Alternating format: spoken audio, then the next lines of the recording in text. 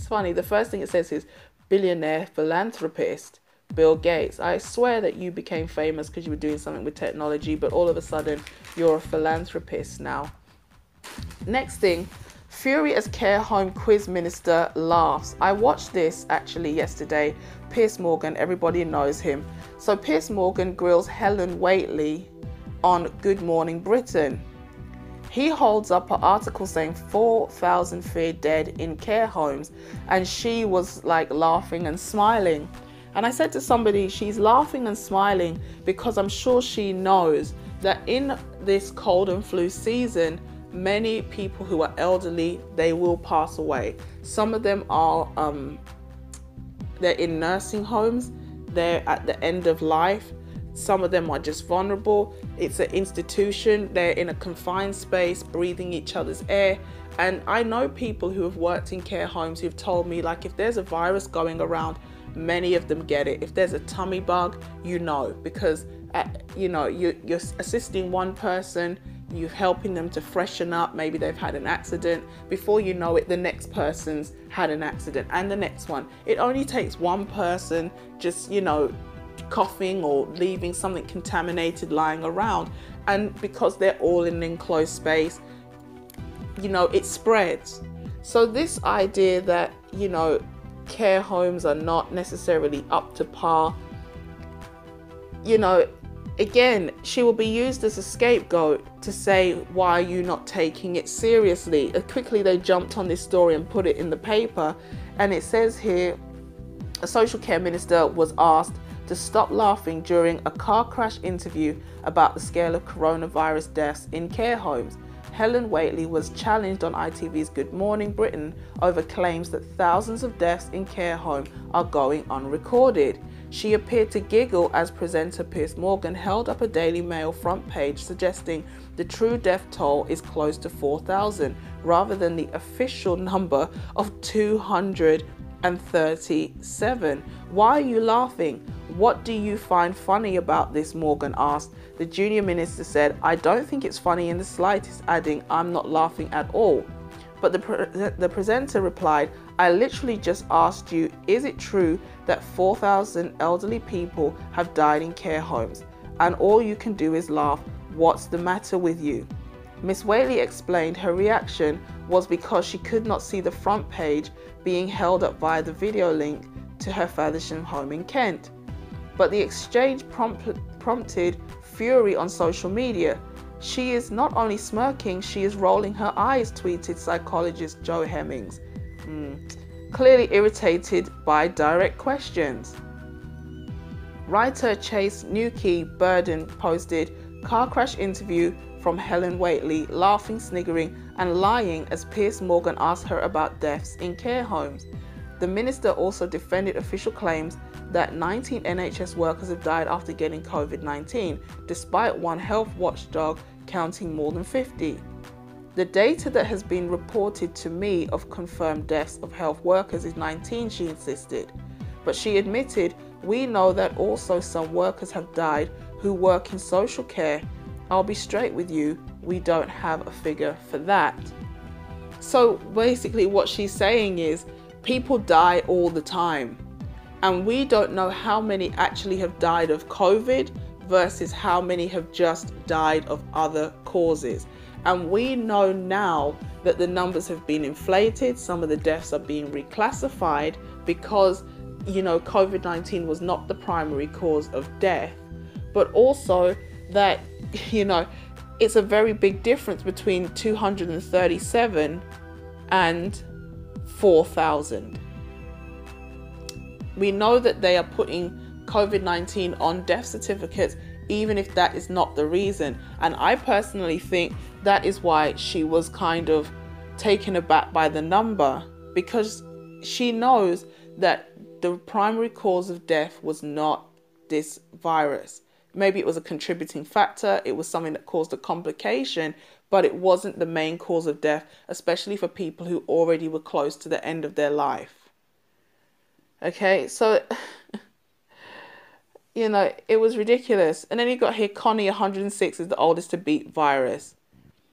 But there's a lot of people who have beaten the virus, even who were over 100, And, you know,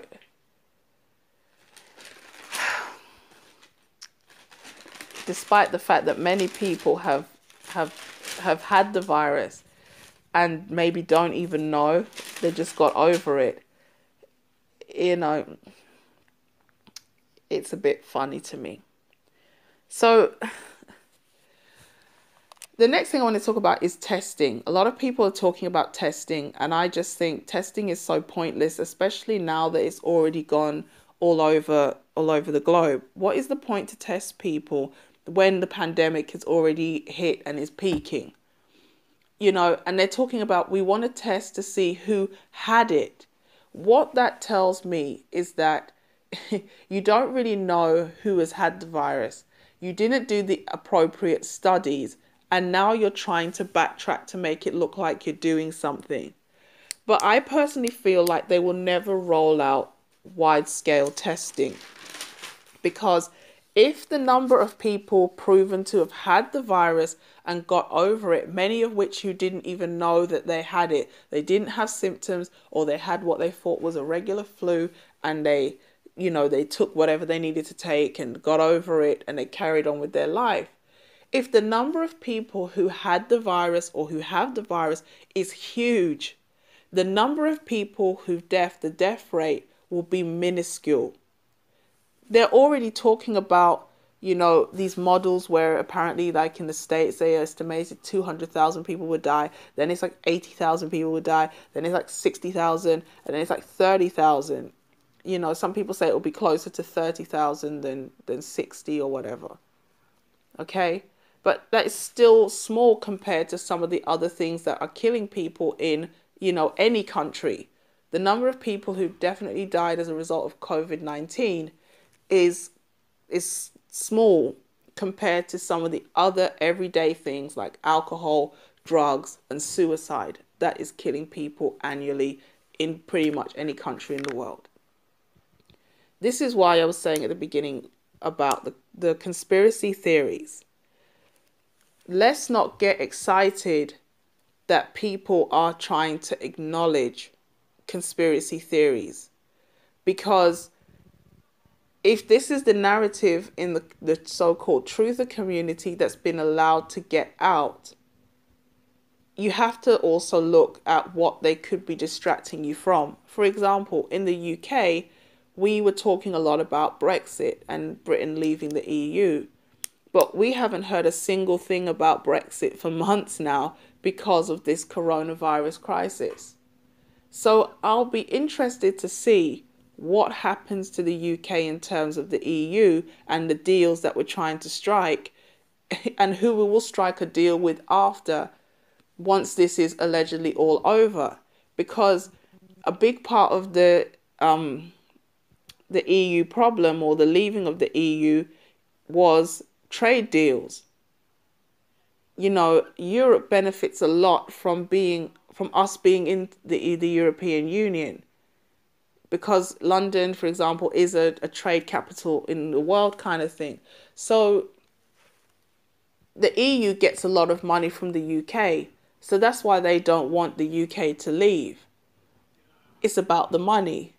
So what's going to happen in terms of the money once this is all over, bearing in mind that it's been estimated more people will have to go into poverty in the UK in order for the UK to overall overcome this crisis, this economic collapse. I mean, how many people are, when we don't want this, are going to be driven to despair and maybe end their own life? How many people are going to die of starvation? How many children were relying on free school meals every day because that was the one solid meal they would get, and schools are closed? We have posters popping up now. Even a helpline has been created because you have people locked in the homes, locked down with their abusers. How many people are going to lose it and just say, I can't deal with this abuse anymore, and maybe just kill their abuser? It was on the TV the other day, like 10 people since the lockdown have been killed in domestic violence. And, the first question I had was, is that an additional 10 or just 10? Because I'm sure every single day people lose their lives as a result of being abused. Okie dokie. Sorry about that. Had to go and sort something out, so now I've got to find somewhere else to do my bits and pieces. So I am walking and talking. I don't know where I was, but I'm still flicking through today's papers. And you see, it's funny because I've just flicked through. Let us go home, workers plead. A handful of police tried to desperately hold back thousands of migrant workers outside railway stations in Mumbai. It's funny how India has such a high population, but I don't really hear anything about India. It says here, the country with a billion of 1.3 billion has 9,756 confirmed cases and 377 deaths, according to alleged official figures. But what really caught my attention is the fact that it says here the global cases confirmed is, according to this is the paper from today, this morning, Thursday, April 16th, 2020, 2,008,850. Remember, according to Fox News, it was more than 2 million and it ended with 888. So how come 12 hours ago, the number according to Fox is higher than this number now? Okay, I don't know, because this is this morning's paper. Okay, whatever. It says here the number of deaths, 129,045, and the number of recovered, 502,389. So there's no clarity when it comes to the numbers. We don't really know how many people are sick who have lived and died. We do know, according to these numbers, that allegedly, is it, what's that, 1 in 6? 1 in 6 people who allegedly have the virus. Okay. So, out of the nearly 630,000 people who are confirmed to have had, what? Out of the 630,000 people who showed symptoms, 502,000 recovered and 129,000 died. And the other 2 million minus 600,000, what's that, 1.4 million? What, didn't even have symptoms? They just tested at some point and they was like, oh yeah, by the way, you had it. So again, that number by Fox News, I think it's gematria, where you have the letters of the alphabet spread out. Each one has a number. Fox spells 666. Obviously the color scheme for Fox is red and blue, which is the 2 pillars in the Masonic Lodge. And then you have this weird number at the end, 888. I already explained to you what the number 8 means in angel numerology. An abundance of wealth or shift of wealth, financial or material abundance, and karma for your good deeds. Bill Gates talking about his philanthropic work. There's an article in here about Bill Gates that I want to read, because it says here, Bill Gates slams Trump. Microsoft tycoon says cutting cash for World Health Organization is as dangerous as it sounds. But the World Health Organization suppressed the truth about the virus because the World Health Organization is getting a lot of money from China. So how is it going to be detrimental to the health of the nation when they're not improving our health anyway? I'm not saying that they don't do anything good, but let's be real, probably good sanitation and, you know, stop giving us Frankenstein food would probably go a lot further to keeping viruses at bay. You know, stop commercializing everything, which means that people are constantly under stress, they're overworked, they don't have time for their family, they're abusing substances because they're unhappy.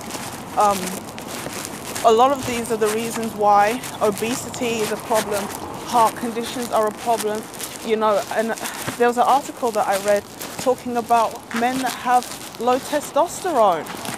This is another thing, this is just a mishmash of topics, but this is something that I read last week as well. Men who have lower testosterone are twice as likely to die early. And we know that testosterone levels for men have been dropping and declining for years. We have too much estrogen in our water. Yes, the water is purified to make it safe to drink in terms of bacteria, but there is a multitude of chemicals like antidepressants and obviously contraceptive medication that doesn't really get filtered out of our drinking water or tap water. So if you have obesity, which is a problem, this chemical cocktail in our water, you have men constantly being told that doing anything masculine makes you toxic. It's no wonder that you have men, and men have always died before women. I know that years ago it was on average a man would live 7 fewer years than a woman, but with this decline in testosterone levels, men are going to be dying even younger. So when you factor in all these things, the state of humanity is not looking good. You know, we've all heard about the Georgia Guidestones. They're talking about I think it's half a billion, 500 million people on the planet, which is nothing. Again, I kind of assumed one day they would just wipe everybody out. But with a few natural disasters, a pandemic, and the rest of the people rebelling, I don't think they could ever really get the population of the world to such a small extent, unless the way you would cloak it is by forcing everybody to live in cities so it feels like there's still a lot of people on the planet, but bit by bit you're gradually removing people from the earth. That's the only way I could really see people not realizing what's happening. And again, it goes back to the whole, should we be excited about conspiracy theories being proven correct? Bill Gates recently put up a post on Instagram. I'm sure a lot of people have heard about this by now. And he's like, thank you to the health workers.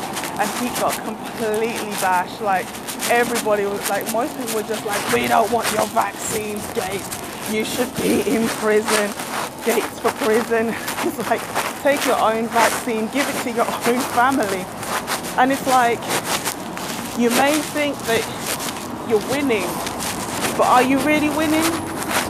Is this just another litmus test to see how far people are really willing to rebel against the current system? Is he marking us? Is this a way to identify who is likely to be a problem, as it were? Somebody that needs to be taken care of in the future according to what they post on social media, because we know they're gathering information about us all the time through our social media accounts. I mean, that's how all of this cookie business started. Data that originally appeared to just be trash and excess useless data, then they realized there's actually valuable information about people's habits in this what we thought was trash. And then they started to form, technology and programs that could take that data in order to monitor our habits. So again, Bill Gates knows what people think of him. We've been making videos about him and talking about how we don't want his vaccines and how the mandatory vaccine is something a lot of people do not want. And as we've seen with the social pressure, if the vast majority of people adhere to what the government say, if you are the one who doesn't want to get vaccinated, you are going to be the one with that scarlet letter on your back. You could be coerced socially by other people because, as we've seen with this virus, like, oh, how dare you go out, you're killing people. Like I said, a police officer saying to somebody who alleges that they've got the virus, you're killing people, go home and stay home. And it's like, in other parts of the world where they don't adhere to social distancing, the number of people who are dying is not really that much more than the people who are basically postponing the inevitable. Because what's going to happen when we all come out of this quarantine or lockdown, it's like, if we stay in our houses, our economy is going to go down. If we come out of the house, the virus will run through the community, but then it will go. So I don't even know what to say. All I can say is the fact that so many people are now jumping on conspiracy theories, it really opens up the doorway for people to be misled. Because although no one really has the truth, no one really knows the full extent of what's going on out here, there is a lot of people trying to use the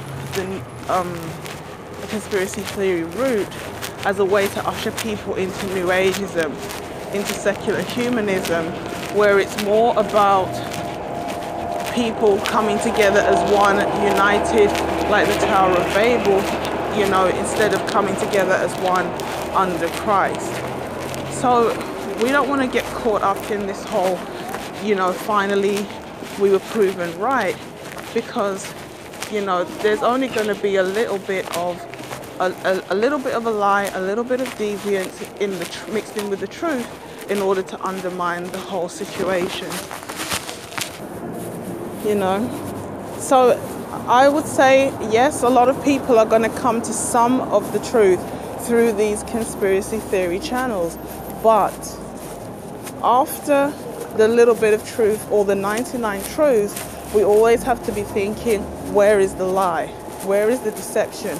And in a lot of cases, the deception is going to be, we need, you know, to do a mantra, we need to do some mass awakening. A lot of people are talking about QAnon right now, how, you know, what used to be hidden has become very mainstream.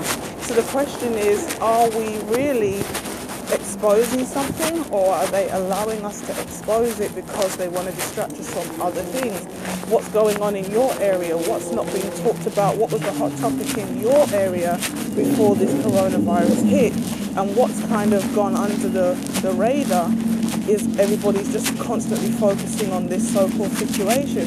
As I said, here in the UK, Brexit was a hot topic. Trying to get that trade deal was a big thing. But since this has happened, we haven't heard anything about Brexit. So what's going to happen in terms of our relationship with Europe when this is all over? Will this be the excuse that they were looking for to finally form a one-world government with a one-world currency, because they need everyone to work together just in case there's another pandemic like the one of 2020? You know, we don't really know what's going to happen, but definitely things are not going to be the same. I'm going to go through these papers a bit more. Let me know what you think about this situation in the comment section. Thanks so much for tuning in. Like, share, comment, subscribe, and I'm out. Peace.